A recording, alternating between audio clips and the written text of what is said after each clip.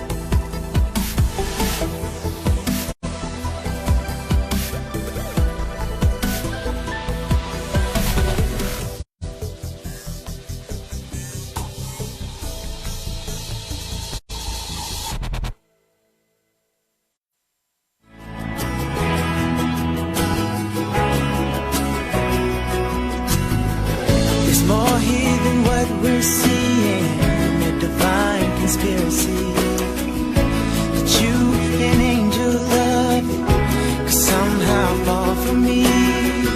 You'll always be love's great martyr, and I'll be the flattered.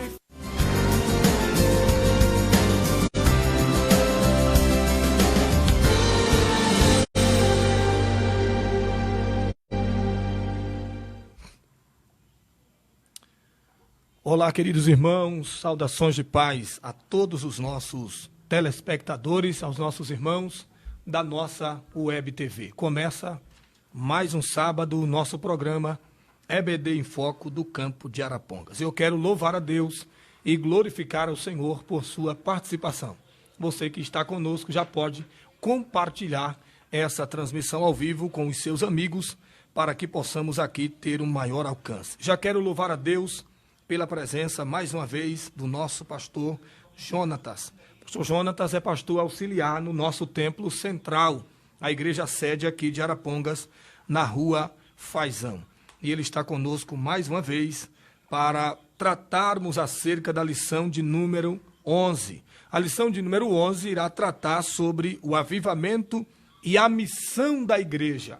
É um tema extraordinário, espetacular, e hoje teremos uma vez mais a aula do nosso pastor Jonatas Passo, a quem transfiro a palavra para que ele possa se apresentar aos nossos telespectadores. Pastor Jonatas. A paz do Senhor, presbítero Salim, e também a paz do Senhor a todos os irmãos que estão nos acompanhando através desse canal, né? E que Deus abençoe e que nos dê uma aula maravilhosa.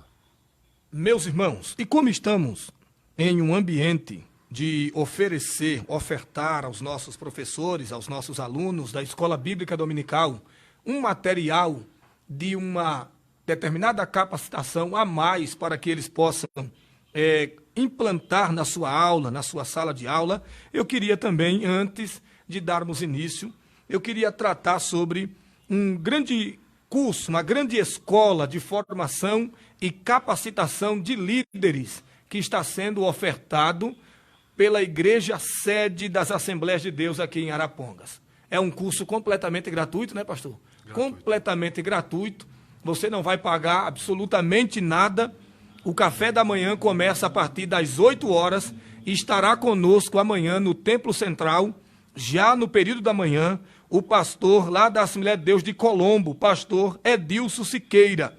Então, todas as pessoas aqui de Arapongas e das regiões circunvizinhas estão convidados e convidadas para estarem conosco amanhã, a partir das 8 horas da manhã, nessa grande escola de formação e capacitação de líderes, trazida e produzida e impetrada a você de maneira gratuita pelas Assembleias de Deus aqui do campo de Arapongas.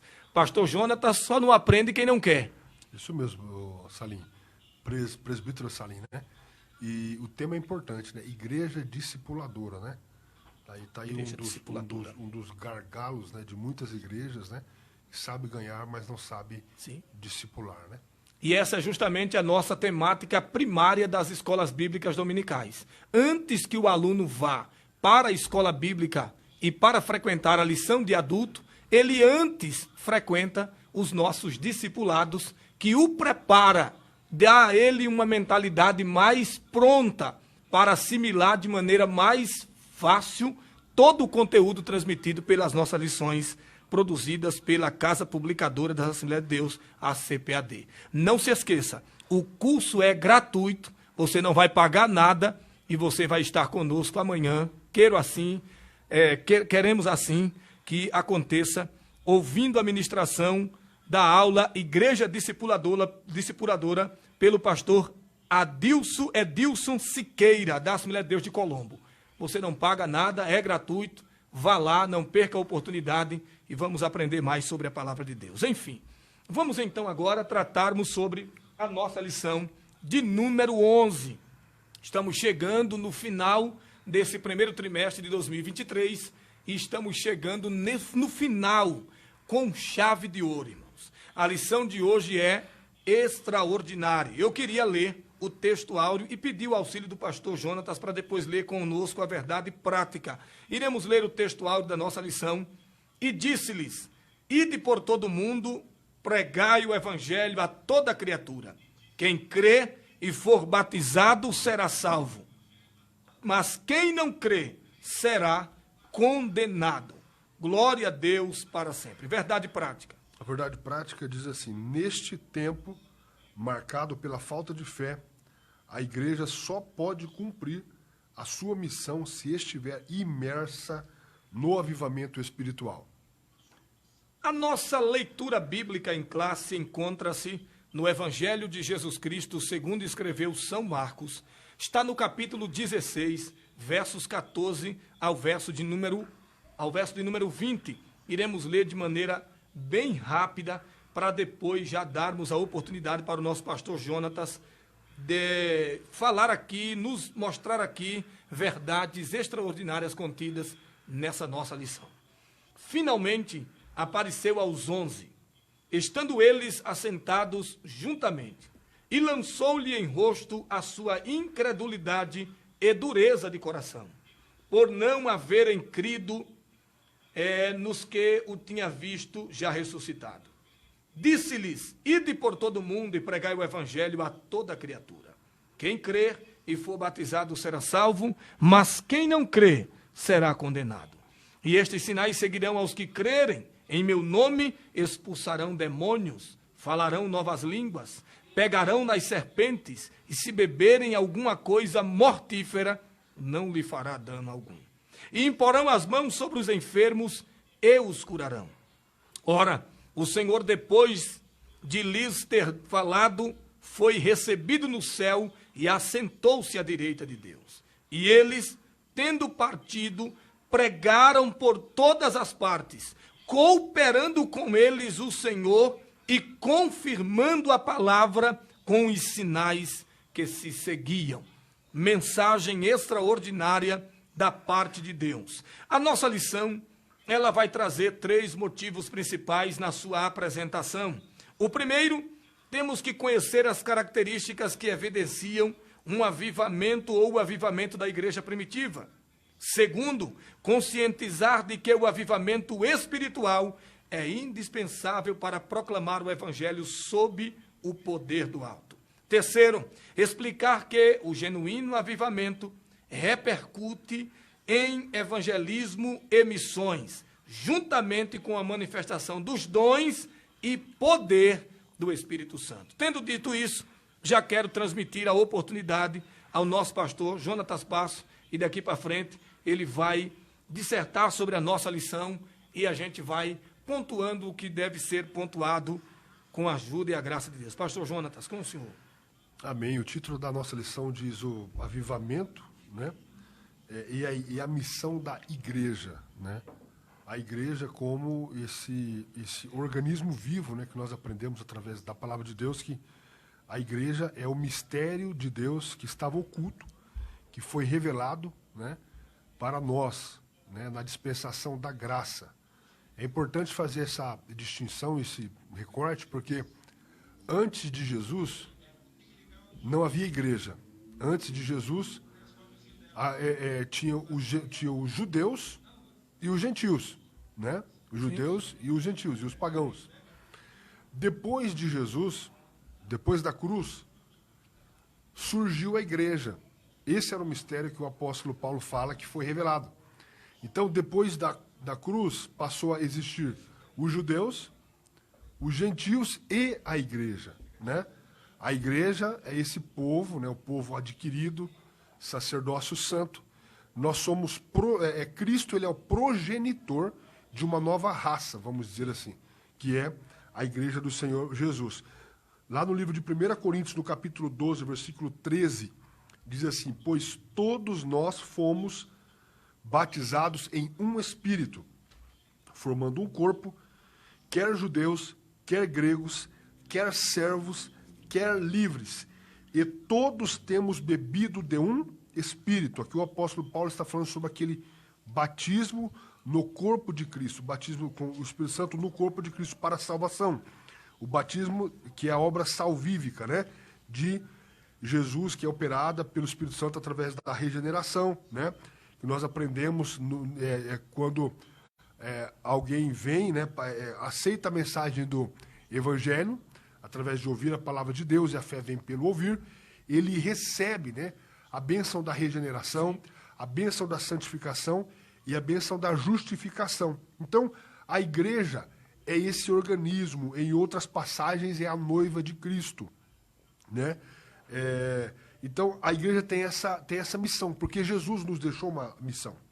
A palavra igreja, eclésia, significa chamados para fora, né? Chamados para fora no sentido de que nós somos separados do mundo, fora do mundo. Estamos no mundo, porém, o que rege as leis da nossa vida são as leis espirituais, que são as leis que são extraídas da palavra. As diretrizes são diretrizes espirituais. Então, igreja é esse corpo invisível. Não é uma placa denominacional. Né? Ela existe em vários redutos evangélicos, né? A igreja de Jesus, a igreja invisível, esse mistério que foi revelado na cruz, né? Que foi revelado através de Jesus. E Jesus ensinou os discípulos.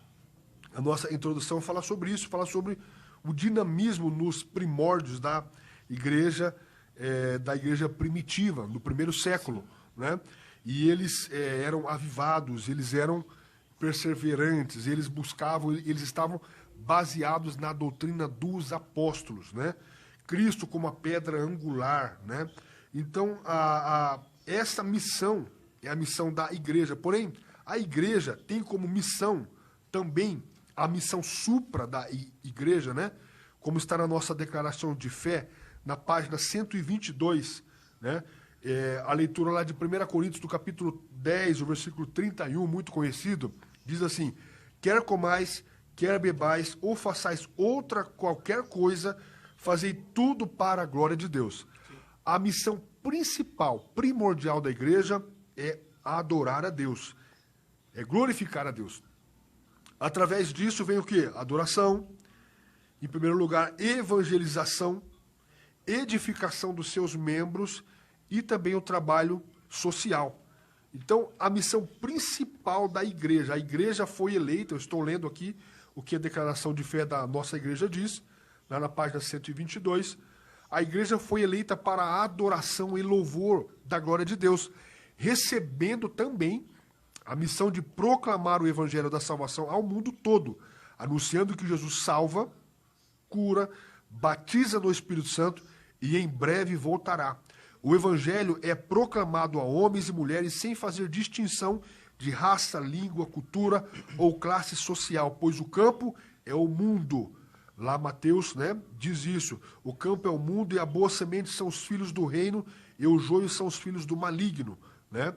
E lá em Mateus, no capítulo 28, versículo 19, também diz: portanto, ide, fazei discípulos de todas as nações. Isso está na declaração de fé da nossa igreja, na página 122 e 123. E, presbítero Salim, como a igreja essa é uma pergunta, né? Uma pergunta retórica, lógico. Como a igreja pôde, ao longo desse ano, de toda essa trajetória, cumprir essa missão? E cumpriu muito bem, por mais que houve tempos, né, onde a igreja institucional, é muito importante fazer essa distinção, né? Porque existe um fio de prata que liga, né? Que a igreja, a Bíblia diz, né? Jesus disse que eu mesmo edificarei a minha igreja, né? E as portas do inferno não prevalecerão contra ela, né? Então, assim, em todos os momentos a igreja permaneceu cumprindo o papel dela, né? Independente se ela estava como igreja institucional, né? Ou não, mas a igreja, mesmo a margem da igreja do Estado, da igreja institucional, que nós vemos que logo depois ali, no terceiro século, depois que passou aquele período de perseguição, a igreja, criou-se na igreja, né, com Constantino, uma estrutura de clericalismo, acabou engessando, trazendo outros elementos ao culto, né? E a igreja perdeu a sua essência, a igreja institucional, sim, né? Sim. Que a igreja ela é orgânica, ela é um organismo vivo, invisível, né? Então, assim, o que deu essa força? O que fez com que a igreja prevalecesse? A igreja atuante, né? E a igreja atuante é a igreja militante. Existe a igreja atuante, que somos nós, sim, que também é a igreja militante. E existe a igreja triunfante, né? Isso está lá em Hebreus, no capítulo 12, versículo 23, que fala toda a congregação no céu e na terra, sim, né? Existe a igreja triunfante que já está no céu, sim, e já venceu as suas batalhas. Mas a igreja, o que dá esse ânimo, esse vigor físico, esse dinamismo para que a igreja prevaleça mesmo em meio às adversidades? Esse é o tema principal da nossa lição. Fala sobre o avivamento. É o Espírito Santo. É o poder do Espírito Santo. Eles receberam mais poder para cumprir o mandado de Jesus. Então, se nós falamos, inicialmente sobre o batismo no corpo, que é o batismo para a salvação, sim, que ali quer servo, quer livres, né? A igreja, ela alcança todos os povos, todas as classes sociais, né? Ela não é só sem distinção, mas é também sem exceção, sim, né? Então, assim, o que fez com que a igreja prevalecesse? É o poder do Espírito Santo. Aí nós como pentecostais, nós acreditamos que o livro de Atos dos Apóstolos é prescritivo, é teologia, é aquele batismo no Espírito Santo para uma capacitação missiológica. Isso fez toda a diferença na igreja primitiva e ainda faz a diferença hoje. Então, de maneira introdutória, sim, é isso, querido. Então, basicamente, nós aprendemos já a priori ensinamentos extraordinários e que os professores terão uma semana para consultarem essa aula aqui e pegarem as pérolas que são aqui colocadas de maneira clara e objetiva. Você aprendeu inicialmente que há uma distinção entre a igreja como instituição e há uma diferença da igreja como organismo vivo. Independentemente de quaisquer que sejam a situação, a igreja sempre triunfou ao longo da sua história. Mesmo com as intempéries, mesmo com as perseguições, ela sempre triunfou. E você também aprendeu que ela triunfou não por méritos próprios, não porque era a única igreja de Jesus na terra, porque quando o pastor Jonatas falou aqui nesse sentido, algo saltou aos nossos ouvidos, algo muito extraordinário. Jesus não tem preocupação com placas denominacionais. A sua igreja não tem uma placa denominacional. A igreja dele não é a igreja X, a igreja J, a igreja A, não. A igreja dele é um organismo vivo, tá? Uma igreja que ela é invisível, como já disse o nosso pastor Jonatas. E isso é algo extraordinário. Não sei, mas nós entraremos agora no primeiro ponto sobre o avivamento após a ressurreição de Cristo. Justamente o pastor Jonatas vai mostrar aqui sobre a grande tristeza e, por que não dizer, a decepção que ficaram os discípulos. Ora, o nosso líder acabou de morrer. Então, na sua mentalidade, tudo havia se encerrado aqui e nem se davam conta que esse era, na verdade, o começo de uma grande obra missionária na face da terra. E é justamente aqui que nasce a Igreja Invisível, como já disse o nosso pastor Jonatas. Nosso pastor Jonatas está... Amém, querido, amém. O avivamento após a ressurreição de Cristo, né, como subtópico, o desânimo dos discípulos e a aparição de Jesus aos discípulos e o avivamento após a ressurreição. Isso que o presbítero Salim falou era o cenário, né? Era um cenário que tinha um misto de sentimentos, né? Incredulidade, medo, eles foram dispersos, estavam desanimados, né? Para eles ali era o fim, né? de uma esperança, né? Mas o que Jesus tentou explicar para eles, eu gosto muito da passagem do Evangelho de João, a partir do capítulo 13 até o capítulo 17, Jesus está didaticamente na última ceia. Sim. Eu sempre repito isso, mas é pertinente ao assunto, explicando aos discípulos que não era o fim de uma esperança. Era apenas o fim de um ciclo. Haveria uma mudança de chave.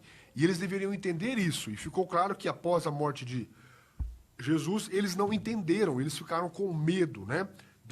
Se dispersaram, ficaram incrédulos quanto a tudo que eles tinham visto, que o Mestre tinha feito e tudo que eles tinham ouvido. Mas o próprio Cristo disse para eles, é necessário que eu vá. É necessário que eu seja morto. É necessário que eu suba para ser morto. É necessário que eu seja traído. Jesus falou didaticamente para eles, entre o capítulo 13 e o capítulo 16, terminando com aquele versículo maravilhoso, que é o versículo 33. Tenho-vos dito isto. Sim. O que Jesus estava falando para eles? É isso, vocês vão ser dispersos, vocês serão perseguidos, para que em mim tenhais paz, no mundo tereis aflições, mas tende bom ânimo, eu venci o mundo. Ou seja, Jesus não prometeu um evangelho fácil. Não. Não disse que seria o que a gente vê hoje. Isso. Né? Maravilha, porque vem para cá e você vai ter a chave disso, chave daqui, você não vai sofrer mais, então você está aprendendo. Jesus não prometeu em lugar nenhum das Escrituras um evangelho fácil. Ele disse, no mundo tereis aflições. Mas tende bom ânimo. Eu venci. Eu venci. E ele venceu o mundo, né? Sim. Então, assim, essa era a expectativa deles, mas Jesus já os havia alertado sobre esse momento que eles passariam, né? Então, eles estavam completamente desolados. Mas Jesus, quando ele ressuscitou, né? Ele apareceu. É importante nós lermos a passagem de Atos dos Apóstolos. Atos dos Apóstolos, no capítulo 1. É muito importante fazermos essa leitura quando Paulo está falando ali para Teófilo, né? Sim. Capítulo 1, do versículo 1 ao versículo 3. Jesus aparece para eles aproximadamente de 11 a 12 vezes que estão registrados na Bíblia. Fiz o primeiro tratado ao Teófilo acerca de tudo que Jesus começou não só a fazer, mas a ensinar, até o dia em que foi recebido em cima, depois de ter dado mandamentos pelo Espírito Santo aos apóstolos que escolheram. Olha só o versículo 3. Aos quais também, depois de ter padecido, ou seja, morto, se apresentou vivo, ressurreto, com muitas provas infalíveis, sendo visto por eles por espaço de 40 dias, e falando das coisas concernentes ao reino de Deus. Então Jesus apareceu para eles, né, várias vezes, né? Apareceu no domingo da ressurreição para Maria Madalena, no jardim. Essa referência está lá em Marcos, no capítulo 16, do versículo 9 ao versículo 11, em João 20, do versículo 11 ao versículo 18. Apareceu também no mesmo dia para Maria Madalena e outra Maria. Alguns dizem que essa é a mesma aparição, só um evangelista não fala que tinha um outro personagem, né? Mas essa referência está lá em Mateus 28, do versículo 9 ao versículo 10. Também apareceu para os discípulos, para os 2 discípulos no caminho de Emaús, na ocasião quando Jesus caminhou com eles, né? E eles não reconheceram, até que Jesus, né, se fez conhecer para eles. Está lá no Evangelho de Marcos, no capítulo 16, versículo 14. Evangelho de Lucas, capítulo 24, do 13 ao 32, apareceu ainda no domingo da ressurreição para Pedro, em Jerusalém. Dos 4 evangelhos, né, Lucas é o único que registra esse detalhe. Estará em Lucas, no capítulo 24, versículo 34, e também há uma menção em 1 Coríntios, do capítulo 15, versículo 5. Jesus apareceu também aos 10 discípulos, numa casa em Jerusalém, ainda no domingo da ressurreição. Esse evento está registrado em João, capítulo 20, do versículo 19 ao versículo 25. Marcos, capítulo 16, versículo 14. Lucas, capítulo 24, do 36 ao 63. Uma semana depois, Jesus apareceu aos 11 discípulos numa casa, também em Jerusalém. Apesar, né, das portas estarem trancadas, Jesus entrou e pôs-se no meio dele. Foi nessa aparição que Jesus repreendeu a incredulidade de Tomé, que havia estado ausente na aparição anterior. Isso está registrado em João, capítulo 20, do versículo 26 a 31, Marcos, capítulo 16, versículo 14, Lucas 24, 36 ao 43. Há outras aparições de Jesus também, lá em João, no capítulo 20, 21, do versículo 1 ao versículo 25, Jesus aparece, né, para os discípulos lá no mar da Galileia. Já no monte também, lá da Galileia, Jesus apareceu aos 11 discípulos. Há várias aparições. O apóstolo Paulo também menciona uma aparição de Jesus, particularmente a Tiago, né, no capítulo 1 de Coríntios, do capítulo 15 e o versículo 7, antes da sua ascensão ao céu. Então, são várias as aparições de Jesus. E Lucas fala que essas aparições tinham um objetivo. E qual que era o objetivo? Falava a coisas concernentes ao reino de Deus. E a nossa leitura bíblica em classe fala sobre isso, né? Ide por todo mundo, pregai o evangelho a toda criatura. Então, Jesus apareceu para confortá-los, mas também para lembrá-los que eles tinham uma missão, para lembrar os discípulos que eles deveriam dar continuidade, que não era o encerramento de uma era apenas uma mudança de um ciclo. Como nós já mencionamos aqui, Jesus não disse para eles, antes da sua morte, que os deixariam só. Aliás, disse: eu vou, mas vou enviar o Consolador. Eu vou, mas há moradas no céu. João capítulo 14, na casa do meu pai há muitas moradas. Jesus deixou esperanças e garantias para eles, e isso aconteceu posteriormente. Então, aconteceu que um avivamento após a ressurreição de Jesus. Por quê? Porque eles viram com seus próprios olhos, tocaram o Mestre, se alimentaram com o Mestre, passaram por momentos que a Bíblia talvez até não registra, né? Esses são algumas das referências que nós falamos aqui, e o ânimo deles foi recobrado. Eles voltaram a estar em posição, né? Só que precisava de algo mais. Aí Jesus disse para eles o quê? Ficar em Jerusalém, para até que do alto sejam revestidos do Espírito Santo. Então faz toda a diferença aquilo que o presbítero Salim já havia falado, né? Só uma intenção humana, só uma motivação humana, só uma alegria humana, uma expectativa positiva, né? Como alguns dizem, pense assim, pense assim. Só uma prontidão humana não é necessário, não é suficiente para levar o Evangelho adiante. Precisa de algo mais. E esse algo a mais, o que é? O Espírito Santo. Porque Deus Filho subiu, está sentado à direita de Deus Pai. E Ele enviou o Espírito Santo. Nós estamos na era do Espírito. Sim. Por isso que nós, os pentecostais, nos diferenciamos dos nossos irmãos com todo carinho e respeito, né? Que não acreditam que o livro de Atos ele é prescritivo. E ele também fala sobre teologia, não só uma biografia, e não só um relato histórico. Nós queremos que ali, o livro de Atos é a nossa história. É a história da igreja militante, a igreja atuante. E ali o Espírito Santo capacitou a igreja, batizando os crentes para uma capacitação missiológica, que é diferente, não é para confirmação de salvação, não é para pureza, e é muito importante nós ressaltarmos que nós, os pentecostais, também devemos entender que o Espírito Santo nos dá pureza e poder devem andar juntos, né? Mas por hora é isso. Então, o avivamento após a ressurreição, eles operaram milagres, expulsaram demônios, né? Isso está lá em Atos dos Apóstolos, e essa é uma realidade para a igreja hoje. Nós somos pentecostais continuistas. Nós cremos que esses dons estão à disposição da igreja hoje. Continuam ativos. Amém. É algo bem interessante porque, pastor Jonatas, olhando a grosso modo nos dias atuais, a gente percebe como se houvesse dois evangelhos sendo ministrados, não só no Brasil, mas no mundo na sua forma geral. Porque enquanto o evangelho de Jesus promove uma vida de espontânea renúncia, a gente tem os coach, né? A gente tem os coach, tem os church, né? Então fala bonita, né? Então fala até bonita, dá até para falar inglês. São falas bonitas, mas que ensinam um evangelho sem sustentabilidade. Um evangelho sem a motivação que o senhor acabou de pronunciar. Não é só o ilusionismo humano.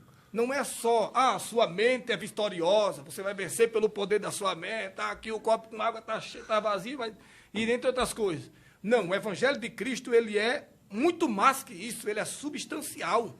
Ele mostra que, depois da motivação humana, é necessário que se haja a motivação principal, que é a atuação direta do Espírito Santo na vida do ser humano, na vida do homem e na vida da mulher. Caso contrário, nem ele nem ela fará uso do cumprimento da promessa que Deus lhe fez. Pode continuar, pastor. O apóstolo Paulo, né, eu não me lembro a referência agora, até se você achar que está lá em Coríntios, né? Quando ele chega lá para aqueles irmãos, que está em 1 Coríntios, já logo nos primeiros capítulos ali, ele fala o quê?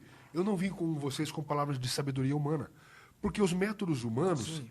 Eles até pode surtir um efeito ali pedagógico, pode surtir um efeito, mas o resultado, não há como você colher resultados espirituais usando métodos humanos. Então, assim, Deus usa a capacitação humana que nós temos, mas o ingrediente, né, principal é o poder do Espírito Santo. Aí Paulo diz que eu vim com vocês com poder, com a autoridade do Espírito Santo. Então isso é muito importante fazer essa distinção. O Espírito Santo, ele é Deus, ele é uma pessoa, né? Ele é uma pessoa, mas ele é o responsável, ele é essa força motriz que dinamizou a igreja, que continua mantendo a igreja mesmo em meio às adversidades. Então, assim, nós não podemos, com a força do nosso braço, conseguir resultados espirituais. Nós devemos o quê? Os métodos são as armas da nossa milícia não são carnais, mas são o quê? Poderosas em Deus, são espirituais, são poderosas em Deus para desfazer as obras de Satanás, as obras do diabo. Então, a nossa luta não é contra a carne, não é contra o sangue, mas contra os principados, contra as potestades. Então, assim, há vários versículos que nos indicam nessa direção. A igreja só é igreja porque Jesus morreu na cruz por nós, nos salvou, e porque o Espírito Santo nos capacitou para uma nova vida e nos dinamizou através do batismo no Espírito Santo como uma capacitação missiológica para levar com intrepidez, com ousadia. Então, se no primeiro momento os discípulos estavam todos com medo, né, presbítero Salim? No segundo momento, eles estavam o quê? Com coragem, ousadia, resiliência. Pregando com muita autoridade. E com o poder do alto. Né? Isso os capacitou, tirou todo o medo e eles prosseguiram pregando o evangelho. Segundo 1 Coríntios 2, verso 4. A minha palavra e a minha pregação não consistiram em palavras persuasivas de sabedoria humana, mas em demonstração do poder do Espírito e do poder. Bem interessante. Amém. Isso aí. Pode já dar um prosseguimento aqui no... Podemos falar sobre o tópico 2? Sim. O avivamento na missão da igreja local. Isso. Né? Então, assim, nós sabemos que a igreja, né, ela está inserida, né, em todos os ambientes, né? E esses tópicos aqui falam sobre o avivamento nas missões locais, o avivamento nas missões regionais e nas missões regionais, né, atualmente, né? Aqui tem alguns dados aqui. Então, assim, a igreja, ela é chamada de dentro para fora, né? Até o autor da nossa lição, o comentarista, o pastor Elinaldo Renovato, ele fala sobre, ele caracteriza a igreja usando a metáfora assim, que ela ela é centrífuga, né? Sim. É de dentro para fora, ela leva o evangelho, né? Então, assim, onde ela está instalada, aqueles irmãos, né? Localmente, a igreja, como sal da terra, como luz do mundo, ela surte um efeito, né? Na sociedade, sim, através da pregação, né? O avivamento espiritual, como consequência do Pentecostes, produziu uma chama nos corações dos seguidores de Jesus. Ou seja, isso levou eles a saírem a pregar o evangelho. E onde que foi? Onde que eles começaram? Em Jerusalém. Sim. Né? Depois, na Judéia. Samaria. Em Samaria. Né? E eles foram perseguidos e presos, porém, eles foram libertos pelo poder de Deus e continuaram a proclamar o evangelho. Aqui está falando daquela passagem que está lá em Atos, no capítulo 5, versículo 27 a 29 ao 42. Então, esse é o modelo de evangelização dinâmica. Sim. Não é só pregar, sim, dentro das quatro paredes dos templos. Aqui é muito importante, né? Sim, fazer uma observação aqui, porque a igreja ela cumpre um papel também de edificação dos irmãos, dos conversos, né? Nos ajuntamentos nós cumprimos aquela missão, né? Quando você se reúne com um grupo, né, de pessoas ali, você tem a comunhão horizontal, você e Deus, e a comunhão vertical com os seus irmãos. A igreja é necessária. Há alguns movimentos que diz que a gente tem que sair para fora e pregar e que a igreja não é importante mais. A igreja é importante, mas ela deve também sair de dentro das quatro paredes. Sim. Então, não é só pregar o evangelho dentro das quatro paredes, né? Não é só, mas é também. É também. Pregar o evangelho dentro das quatro paredes e também pregar o evangelho para fora, nas missões locais, no seu bairro, né? Na sua cidade, na sua rua, né? Então, a igreja avivada tem essa característica. Só dando uma observação bem interessante, pastor Jonatas, quando estávamos lendo essa lição, e eu sempre toco muito nesse assunto, porque eu tenho um estudo em casa que a gente aplica de vez em quando é solicitado, na questão do avanço missionário e como se fazer evangelismo de maneira eficiente. É um estudo simples, mas é bem interessante, porque quando a gente começa a olhar esse tópico de número 2, a gente percebe que aqui vai falar sobre as missões locais, sobre as missões regionais e sobre as missões transculturais. São o que exatamente o texto bíblico diz: Jerusalém, Samaria, Judéia e os confins da terra. A gente percebe que as missões transculturais é a última etapa da obra missionária, quando você primeiro cumpriu as missões locais e as missões regionais. Para mim, é muito estranho quando eu vejo coordenadores de missões pegar caravanas de pessoas e levarem para uma outra localidade, sendo que na sua localidade há uma necessidade extrema de evangelismo. Eu vinha para cá, e eu digo a vocês aqui diante de Deus, o Espírito Santo me fez olhar para o lado, e eu não ia olhar, mas o Espírito Santo falou na minha mente, rapidamente disse: olhe do lado. E eu vinha com isso na mente. E eu olhei do lado e eu vi um bar lotado, de uma esquina para outra, em pleno sábado. E o Espírito Santo disse: está feito mesmo a obra de missões nessa área? E eu vim meditando nisso, eu me arrepio ao falar, porque de fato o Espírito Santo falou, pastor Jonatas, e eu ouvi audivelmente. Então, é muito estranho para mim ver pessoas que mexem com a área de missões não terem essa compreensão de que para fazer missões fora é preciso primeiro fazer missões dentro. Sim. E outra coisa interessante, quando se vai fazer missões transculturais, no mínimo, você tem que saber falar alguns outros idiomas, tem que ser, pelo menos, falar bem o português e falar um espanhol, um inglês mais ou menos. Tem cara que não sabe falar nem o português direito. Tem que se preparar, né? Tem que ter uma preparação, né? Um exemplo que hoje mesmo a nossa Secretaria de Missões, o SEMEAR, né?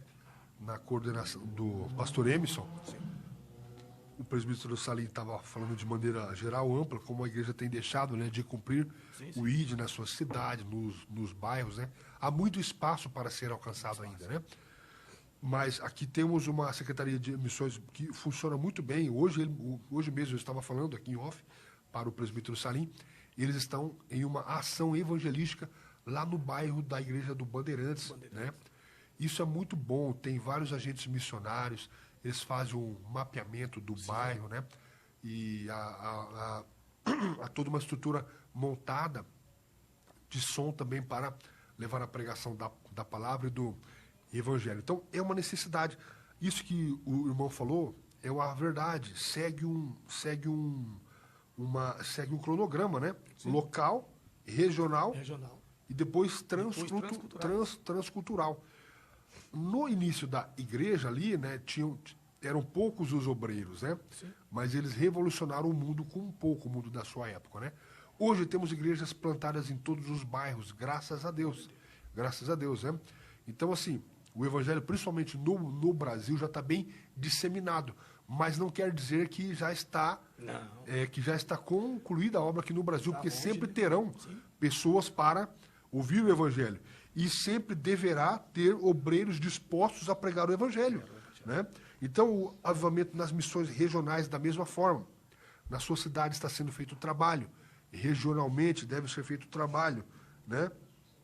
E transculturalmente, ou seja, o avivamento e as missões transculturais, que daí é o último tópico aqui, né?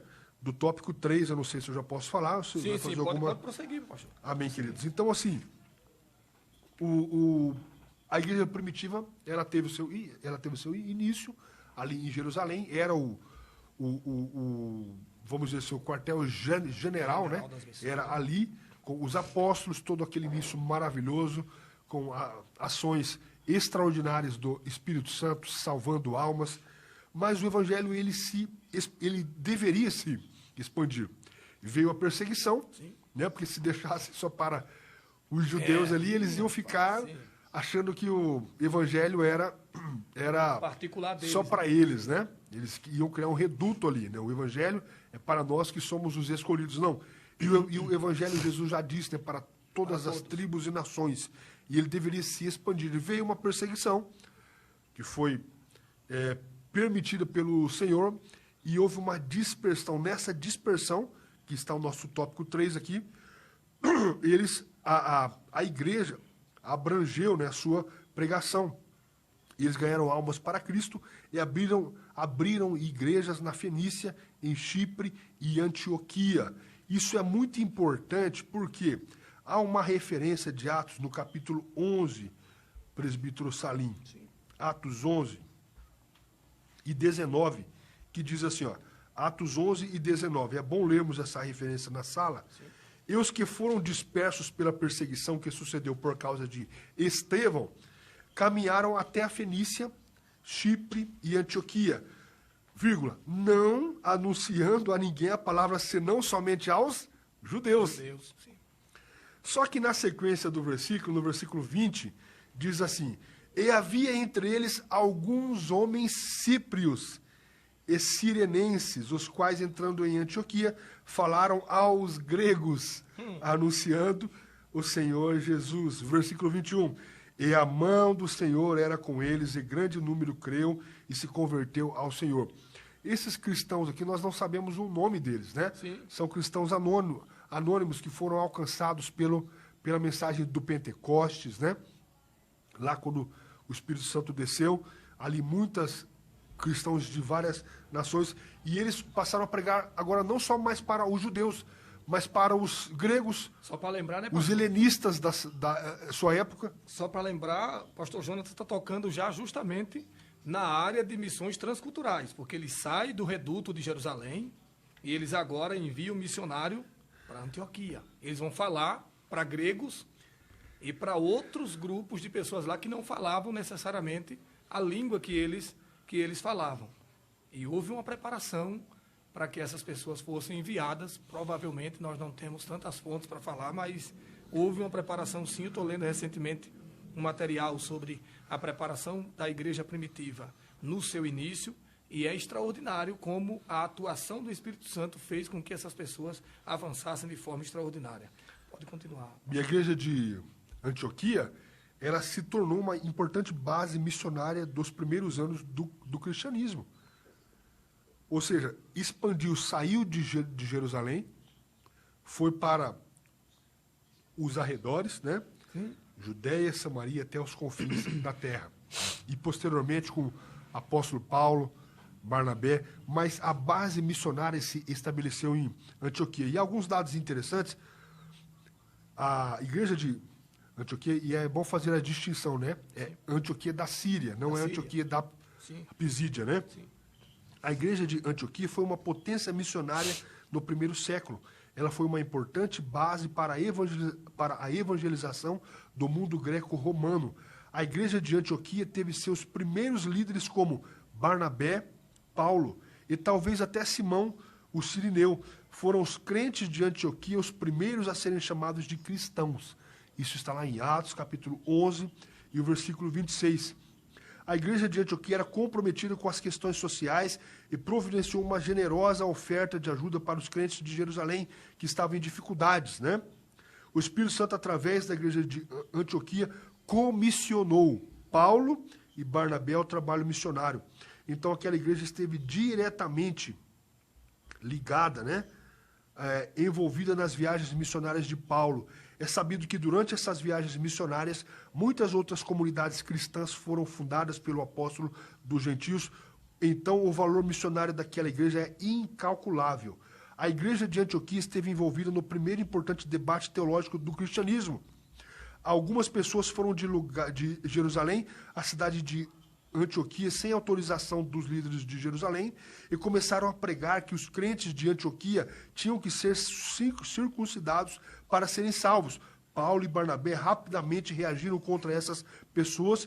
Isso acabou resultando no primeiro grande concílio da igreja em Jerusalém. Então, disse que a igreja de Antioquia se tornou uma base missionária importante. E dali, Paulo e Barnabé foram enviados como missionários, né? E era uma igreja que tinham profetas e doutores, né? A liderança da igreja de Antioquia era formada por 5 profetas e doutores.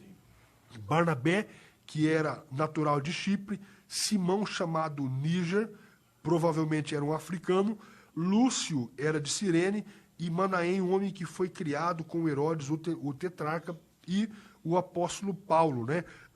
Antioquia era uma cidade que tinha uma diversidade étnica muito grande. Isso permitiu que o evangelho, o apóstolo Paulo, o grande apóstolo dos gentios, percorressem todo o mundo da sua época, a Europa, a Ásia, levando o evangelho, né, para aquelas igrejas.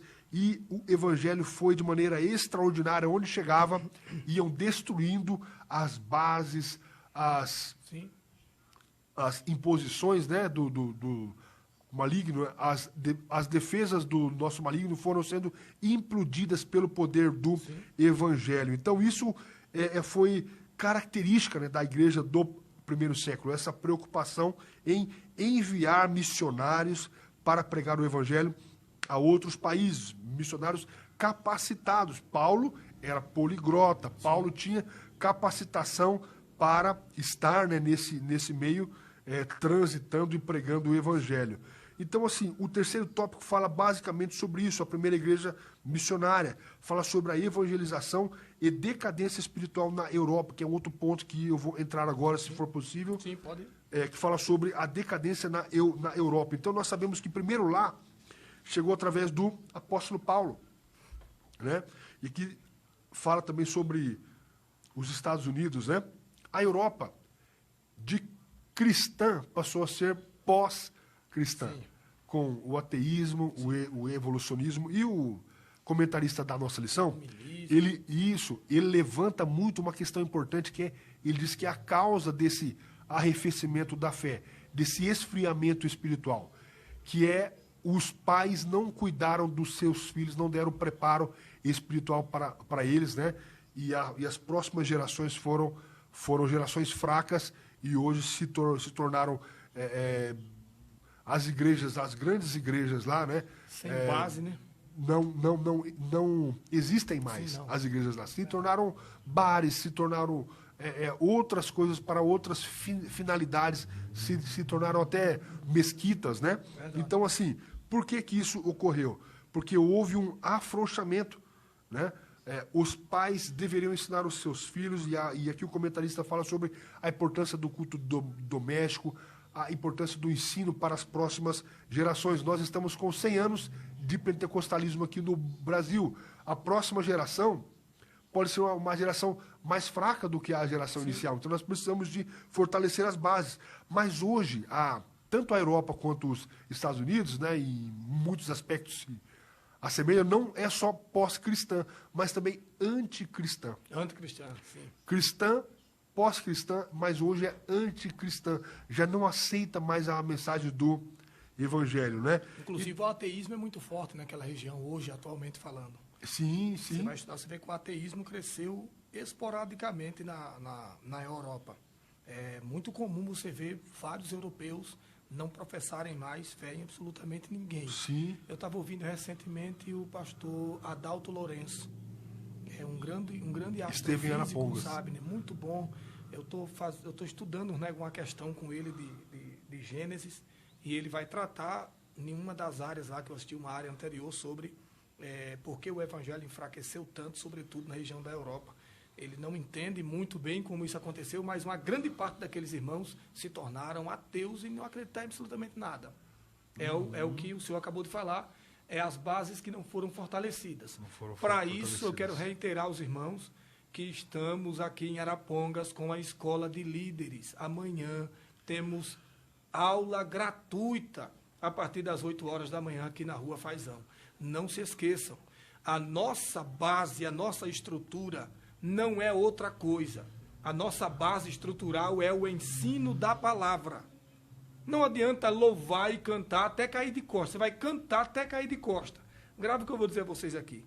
O louvor é importante, é bom, mas você vai louvar até cair de costa, que nem diz o pastor presidente de Alagoas. Mas se não tiver a palavra, você vai ser levado pelas nuvens de ensinamentos estranhos, sem preservação da sã doutrina. A igreja brasileira hoje peca por não preservar a sã doutrina, pastor Jonatas. E isso não é algo fictício, não, isso é uma realidade. Não há preservação da sã doutrina. Tudo entra. E a gente vai aceitando, não tem nada não, isso aqui tá bom, não tem nada não, vamos botar, não. E a gente vai trazendo tudo para cima e depois a gente vai ficar sufocado. Preservação pela palavra. Amanhã temos aula, venha. Amém. É isso daí, presbítero Salim. Então, assim, nós devemos prezar, né, pela palavra de Deus, porque é ela que... E existe um exercício a ser feito, né? Nós, pais, nós temos a responsabilidade de ensinar os nossos filhos, como está lá em Deuteronômio, se não me engano, no capítulo 11, ao se deitar, ao andar pelo caminho, ao se levantar nos umbrais, nas portas, ensinar a palavra de Deus aos nossos filhos, porque eles enfrentarão tempos difíceis. E se eles não estiverem preparados, eles serão uma geração fraca e certamente sucumbirão, como você disse que o crescimento do ateísmo lá é um crescimento exponencial, né? Um crescimento que cresceu. Exponencial, né? É a palavra esporádico. E hoje no Brasil não é diferente, né? É diferente. As igrejas precisam de se fortalecer na palavra de Deus. E o último tópico que fala sobre clamor pelo avivamento espiritual, né? Nós devemos clamar, buscar, devemos olhar para nós mesmos, ver onde que estamos falhando, né? Devemos buscar mais, estarmos mais atentos à voz de Deus, à voz do Espírito Santo, e dizer como o profeta Abacuque disse, né? Aviva ao Senhor a tua obra, né? Ele diz lá, ouvi, Senhor, a tua palavra e temi. Aviva ao Senhor a tua obra no meio dos anos a notifica na ira, lembra-te da misericórdia. Então ganhar almas é a missão suprema de todo discípulo de Cristo. E uma igreja forte, ela é feita de crentes fortes, né? De famílias fortes, né? Tudo começa em casa, na família. Famílias fortes, igrejas fortes. Fortes na palavra, né? Fortes no comprometimento com a pregação do Evangelho, entendendo que é o Espírito Santo quem dá a capacitação missiológica, a intrepidez, a ousadia para pregarmos o Evangelho. Então, oxalá que possamos entender isso, né? E buscar cada vez mais, né, intensamente, e pregar o Evangelho, como diz o apóstolo Paulo, a tempo ou fora de tempo, né? Devemos estar prontos para fazermos parte da igreja atuante, igreja militante, que um dia nós seremos parte da igreja triunfante. Que maravilha, meus irmãos. Antes que o nosso pastor Jonatas traga a sua mensagem final, a nossa conclusão, dentro desse terceiro subtópico, que é um clamor pelo avivamento espiritual. Eu queria trazer aqui, eu queria que os nossos irmãos colocassem o nosso segundo slide. Eu preparei aqui a fala de alguns grandes homens de Deus que, ao longo da história, mesmo perseguidos, mesmo maltratados, mesmo passando por várias situações adversas, eles clamavam por almas. Como o nosso pastor Jonatas disse, esse é o clamor supremo da igreja, clamar por almas. Quem não sofre por almas, não tem o avivamento do Espírito Santo em sua vida. Quando você vê alguém, pastor Jonatas, que ele não sente absolutamente nada por almas, essa pessoa não está bem. Eu estou dizendo isso porque o escritor Norman Geisler, na sua teologia sistemática, ele diz exatamente isso na sua matéria, em que ele vai trazer uma mensagem sistematizada acerca da questão do evangelismo. Se você vê que algum membro, algum obreiro, algum pastor, principalmente pastor, sobretudo pastor, que não tem amor a vidas, não fica sensível a almas, e outra, as nossas igrejas, pastor Jonatas, elas pecam bastante. Estou falando no âmbito geral, não estou falando da igreja Arapongas, falo do âmbito geral, por não fazerem mais eventos voltados à obra missionária. Nós temos evento de muita coisa, mas a gente vê muito raramente eventos que atraiam pessoas para o reino de Deus. Eventos com temas específicos para ganhar almas para Jesus. Mas eu creio que o Espírito Santo vai mudar essa realidade.